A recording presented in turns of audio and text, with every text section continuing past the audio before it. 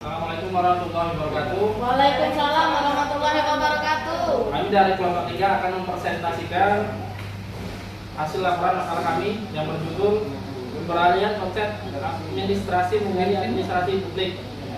Saya Azwar Anas, NIM 19 11 176 sebagai moderator.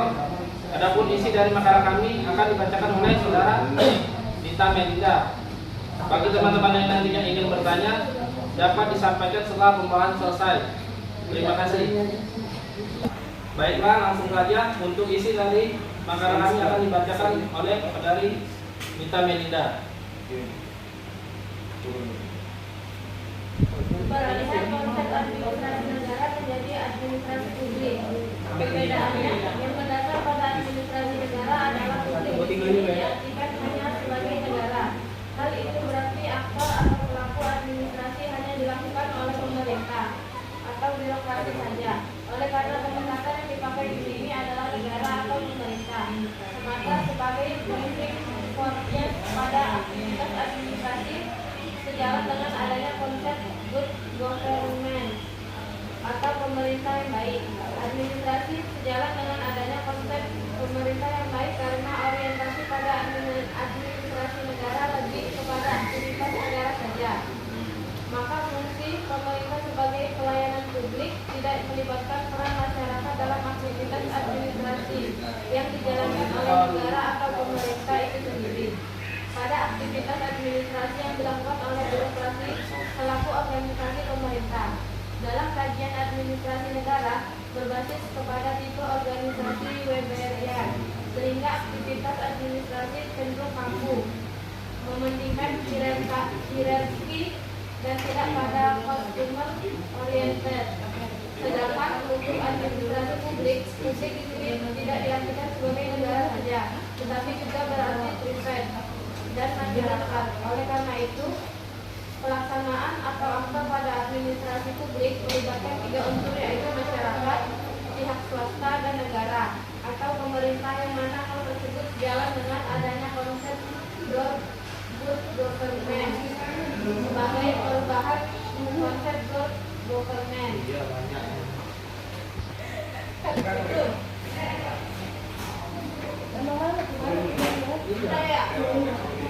Hal-hal yang berkaitan dengan publik yang meliputi kebijakan publik, manajemen publik, administrasi pembangunan, tujuan negara, dan etika yang mengatur penyelenggaraan negara.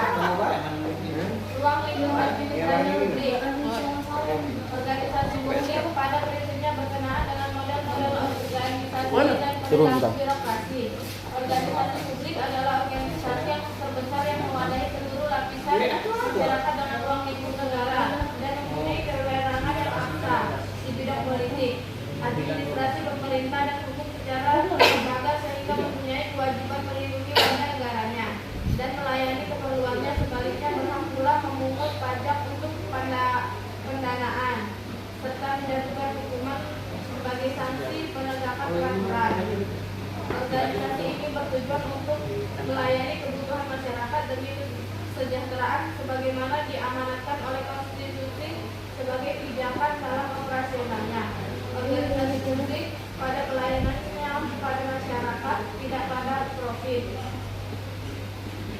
Toha telah memprediksi organisasi-organisasi di masa mendatang, yang salah satunya di bidang penataan organisasi, di mana organisasi di masa mendatang akan memiliki sifat yang unik. Struktur organisasi formal yang mengalami penambahan dan perubahan yang bervariasi, sehingga banyak dijumpai organisasi-organisasi baru tanpa menganalisis lebih lanjut struktur formal yang ada, sehingga banyak dijumpai organisasi-organisasi yang keadaan seperti ini sering dinamakan dalam proliferasi dalam organisasi.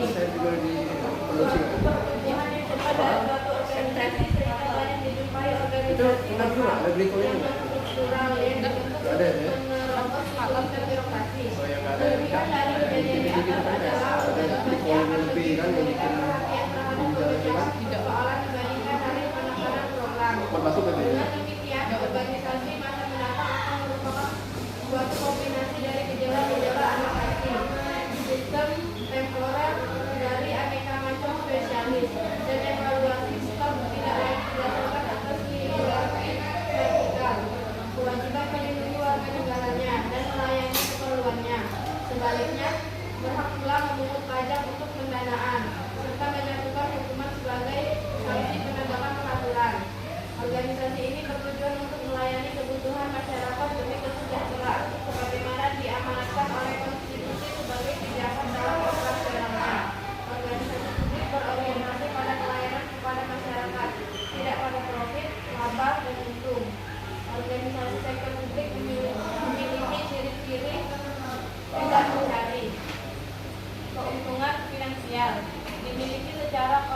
oleh publik. Kepemilikan sumber daya ini dalam bentuk saham, keputusan yang terkait kebijakan maupun operasi berdasarkan konstitusi. Organisasi sektor publik memiliki karakteristik sebagai berikut. A. Tujuan organisasi publik adalah untuk mensejahterakan masyarakat secara bertahap. B. Aktivitas utamanya pelayanan publik. C. Sumber pembiayaan berasal dari dana masyarakat. D. Organisasi publik bertanggung jawab kepada masyarakat melalui perwakilan rakyat. E. Struktur organisasi bersifat birokrasi, formal dan berjenjang. F. Penyusunan anggaran dilakukan bersama masyarakat dalam perencanaan program. Masalah yang terjadi dalam organisasi publik, sebuah konflik yang terjadi dalam sebuah organisasi publik sangat banyak terjadi. Apalagi dalam konteks sebuah organisasi besar yang dalam hal ini kita sebut sebagai pemerintah. Pemerintah yang dibentuk untuk memberikan pelayanan kepada masyarakat sangat dituntut untuk memberikan usaha terbaiknya. Yang dalam melakukan proses tersebut terjadi berbagai permasalahan atau konflik yang kurang membuat masyarakat yang merasa dikecewakan. Pelayanan merupakan pilar penting yang dilakukan dalam memberikan kepuasan kepada masyarakat. Dari beberapa tahun yang lalu, kita telah melihat berbagai pelayanan yang telah diberikan pemerintah dalam melaksanakan tugasnya. Namun tak ayal juga kita bisa memperhatikan berbagai kekecewaan yang tercipta karena konflik yang terjadi saat dilakukan proses pelayanan. Dari hal itulah bisa terjadi berbagai macam cabang konflik yang lambat laun jika didiamkan maka bisa terjadi permasalahan yang susah untuk dielakkan lagi. Adapun permasalahannya ketidakjelasan bentuk pelayanan, kualitas pelayanan yang dilakukan, keterlambatan pelayanan. Manajemen publik yaitu berkenaan dengan sistem dan ilmu manajemen, evaluasi program dan produktivitas anggaran publik dan manajemen sumber daya manusia. Dalam hal ini akan dibahas konsep good government, yaitu satu, partisipasi masyarakat. Semua warga masyarakat mempunyai suara dalam pengambilan keputusan, baik secara langsung maupun melalui lembaga-lembaga perwakilan yang mewakili kepentingan mereka. Dua, tegaknya supremasi hukum. Kerangka hukum harus adil dan berlaku tanpa pandang bulu, termasuk di dalam hukum-hukum yang menyangkut hak asasi manusia. Menurut pasal 1 ayat 3 Undang-Undang NRI tahun 1945 yang merumuskan bahwa negara Indonesia adalah hak negara hukum. 3. Transparansi. Transparansi dibangun atas dasar arus informasi yang bebas. Seluruh proses pemerintahan, lembaga-lembaga dan informasi perlu dapat diakses oleh pihak-pihak yang berkepentingan. Dengan informasi yang tersedia harus memadai agar dapat dimengerti dan dipantau. 4. Peduli pada stakeholder. Lembaga-lembaga dan seluruh proses pemerintahan harus berusaha melayani semua pihak yang berkepentingan. 5. Berorientasi pada konsensus. Tata pemerintahan yang baik menjembatani kepentingan-kepentingan yang berbeda demi terbangunnya suatu konsensus menyeluruh dalam hal apa yang terbaik dalam kelompok-kelompok masyarakat. 6. Kesetaraan. Semua warga masyarakat mempunyai kesempatan memperbaiki atau mempertahankan kesejahteraan mereka. 6. 7. Efektivitas dan efisiensi.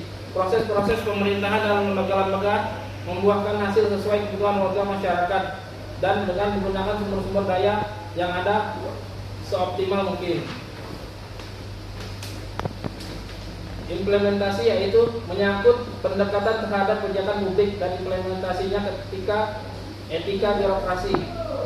Menurut kajian 2006 halaman 19 menyimpulkan bahwa pada garis besarnya siklus kebijakan publik terdiri dari 3 kegiatan pokok, yaitu 1. Perumusan kebijakan, 2. Implementasi kebijakan serta pengawasan dan penilaian hasil pelaksanaan kebijakan. Jadi efektivitas suatu kebijakan publik sangat ditentukan oleh proses kebijakan yang terdiri dari formulasi, implementasi serta evaluasi. Ketiga, aktivitas pokok proses kebijakan tersebut mempunyai hubungan kausalitas serta berpola siklikal atau bersiklus secara terus-menerus sampai satu masalah publik atau tujuan tertentu tercapai.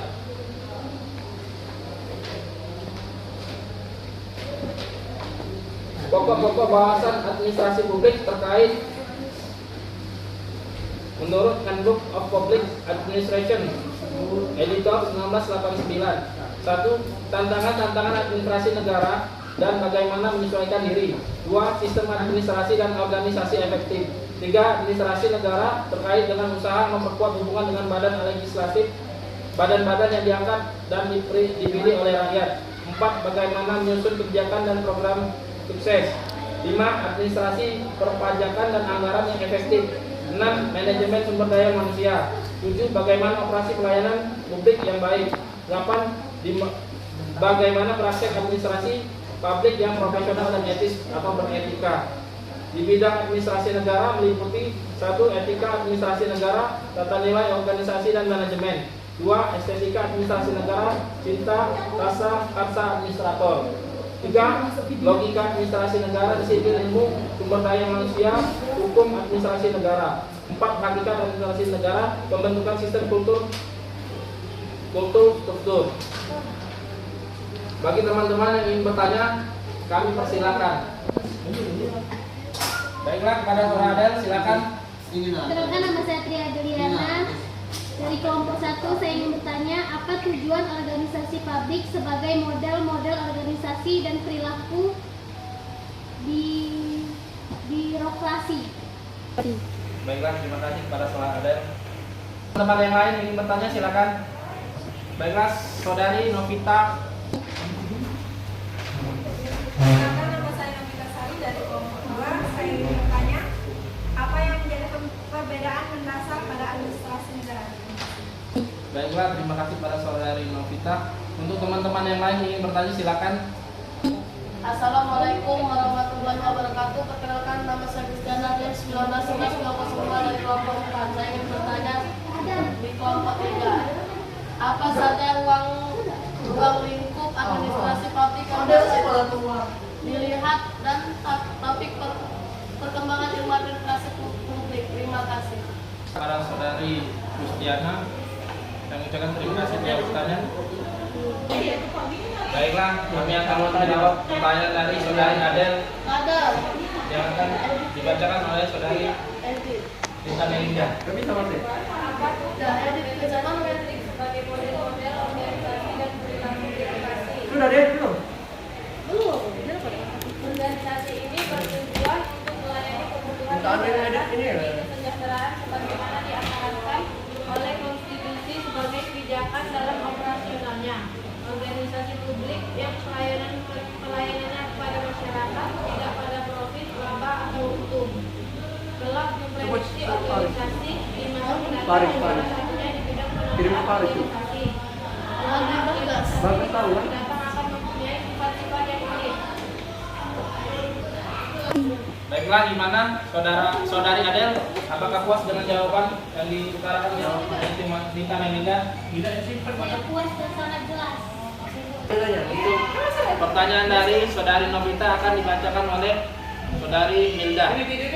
Oh iya, Dengan pertanyaan, apa yang menjadi perbedaan mendasar pada administrasi negara ialah perbedaan yang mendasar pada administrasi negara adalah publik di sini diartikan hanya sebagai negara.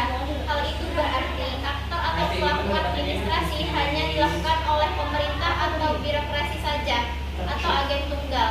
Oleh karena pendekatan yang dipakai di sini adalah negara atau pemerintah semata sebagai driving proses pada aktivitas administrasi sejalan dengan adanya konsep good government, pemerintah yang baik. Bagaimana Saudari Novita? Apakah sudah jelas untuk pertanyaannya? Ya, sudah jelas. Terima kasih. Baiklah, untuk pertanyaan dari Saudari Gusti, saya akan membacakannya sendiri. Apa saja ruang lingkup administrasi publik yang dapat dilihat dari topik perkembangan ilmu administrasi publik? Adapun ruang lingkup administrasi publik dalam pembahasan buku yaitu 1. Kebijakan publik, 2. Birokrasi publik, 3. Manajemen publik, 4. Kepemimpinan, 5. Pelayanan publik, dan 6. Administrasi kepegawaian, 7. Kinerja, dan 8. Etika administrasi publik. Bagaimana Saudari Justiana, apakah sudah jelas? Iya, saya sudah tidak jelas. Terima kasih pada saudara Anas. Baiklah, demikian hasil presentasi kami dari kelompok 3 Apabila ada kesalahan baik dalam kata-kata maupun yang kami utarakan, kami mohon maaf, dan kepada Allah kami mohon ampun. Billahi taufiq wal hidayah. Wassalamualaikum warahmatullahi wabarakatuh. Waalaikumsalam warahmatullahi wabarakatuh.